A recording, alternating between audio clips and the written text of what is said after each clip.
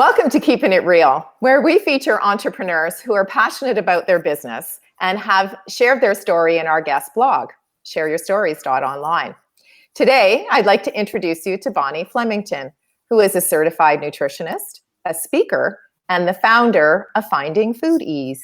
Welcome. Thank you, Trish. It's a pleasure to be here. You know, I've really been looking forward to our conversation today because when I read your guest blog, I'm sure there's lots of folks in our viewing and listening audience that are going to be able to relate to your light bulb moment. Because I think we've all found ourselves at one point or another in time when we're ready to make a transition to something new. So tell us a little bit about your light bulb moment. Absolutely. So I was working in the accounting and finance area. That's my long-term background at the start of my career. And I was starting to just not feel myself. I was feeling held back from my activities. I was experiencing some aches and pains, and I thought I was far too young for that. So I looked to conventional medicine at first, went to my family doctor, saw numerous specialists, and they really didn't have a solution for me at that time. And so I had nothing to lose by trying really anything that seemed reasonable. So I experimented with a lot of diet changes, and I came up eventually with things that really did make me feel better. And I wanted to learn more because it took me so long this was years of trying to figure it out. So I went back to school. I took this as an opportunity to go back to school, learn more, because the changes that I had were so profound in just my daily enjoyment of life. I went from limping around continuously and just kind of irritable because I wasn't feeling well. Then I really was suddenly feeling on top of the world, really feeling happy. That's not to say every day was absolutely amazing, but I really was feeling so much better. I wanted to take this opportunity to share what I had learned, and so to help others feel the same way. So you developed then this whole initiative about Finding Foodies, and it was that kind of the background to that specific program? Yeah, so that program that I run is it's a 3-week program, and I educate on really what it is that's going on in the body. So I help people understand why they need to make the changes, not just what to do, because when you don't really understand why, it's really hard to stick with.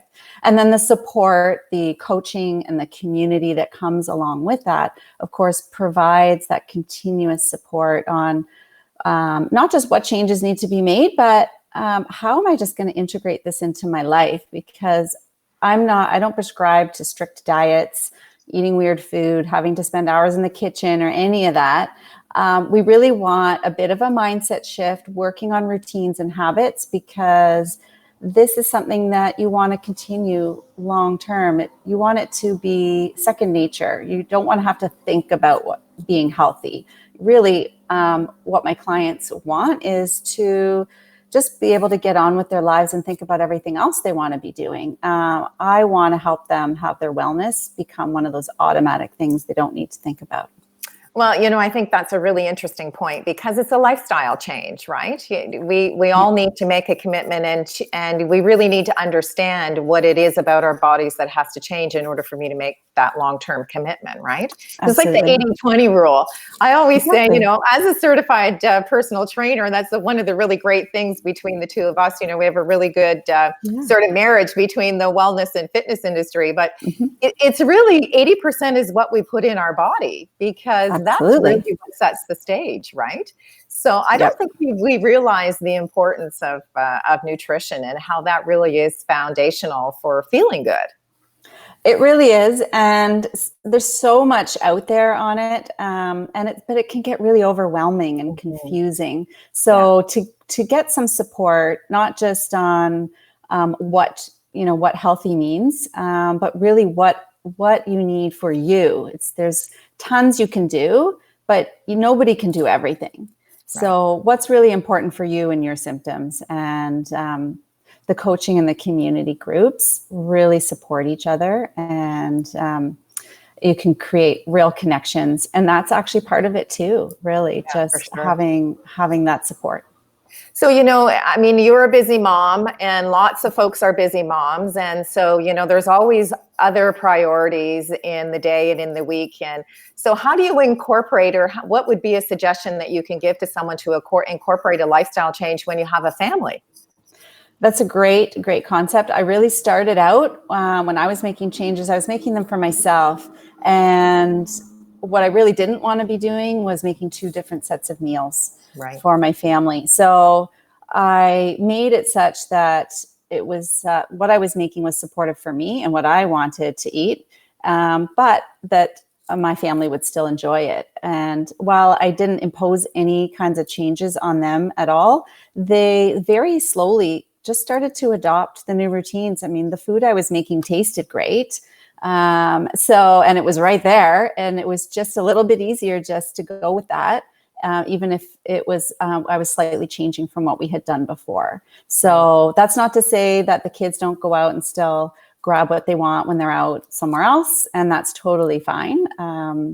But what I really love about making the changes for myself is that it has taught them about what healthy eating is about, and it's given them the toolbox, those tools in the toolbox, so that then when they go out on their own, those are some automatic things that they've taken with them. So again, you can't impose a lot on your other family members, but if you're the one making the food, it makes it easier if you're just making one thing. And that's how I help families. Often I'm working with the mom in a family, but we really want to create something for her that works for everyone in her house, because having stress levels is also creating some of that inflammation and pain, right? So, sure, for sure. So we want to be mindful of that too.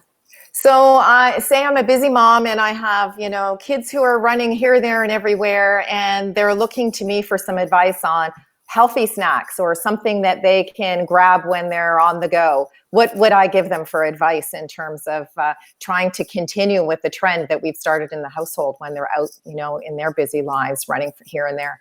Yeah, that's really great, because actually a lot of times mealtime is not where people have any issues. It's all the snacking in between. Mm-hmm. So one thing I do is on the weekends, I'll say hard boil a dozen eggs, actually peel them, put them all in a container in the fridge, and they disappear because it's just a really quick, great, healthy fat, healthy protein source that someone can grab, and it's ready to go. Same with when you come back from the grocery store and you've selected all this beautiful produce, and instead of sticking it in the back of the fridge or in the crisper drawers, unwashed, and so when someone opens the fridge, they don't think there's anything to eat in there. Really featuring it in your fridge.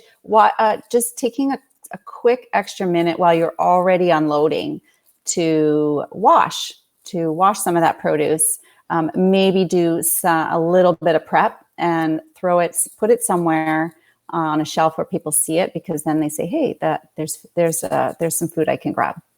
Yeah, to your point, one of the things that I always share with clients is that, have a really great fruit bowl somewhere in your kitchen or near the, I had one client who actually put a fruit bowl in her mudroom because she said that that's where the kids are coming and going from all the time. And if I put it right in front of them, then they'll grab it and they'll take it on the go, and they're not likely to have a sugary treat, when they're out on their errands. Absolutely. So one of the things that we talk about in our guest blog is we end with 3 words of advice. And your 3 words are start, believe, and share. So tell us a little bit about that. Sure. Well, start is really both for entrepreneurs and for everyone in the wellness industry working on your own health. There's never going to be a perfect time, and the circumstances are never going to be perfect. So just start is, I think, such an important theme to have in everyone's life. There's you can't wait for something to be better or for some occasion to be over. Just start right now, because everything has to function within the ups and downs of daily life. Believe I think there's a lot of times people don't believe in themselves, whether it's entrepreneurs starting a business or whether you're embracing health changes. It doesn't matter how many times you have failed or if you've tried different things and they haven't worked, there's going to be something that's going to work, and just believe in yourself, and believe that it's worth trying, continuing, and then share. To me, there's so much about community that is important, and we learn so much from others. And so sharing what we know, and receiving from others, we all learn more when we work together. Well, that's a really wonderful way to for me to thank you, Bonnie, for sharing all of those really great little tidbits of information on wellness.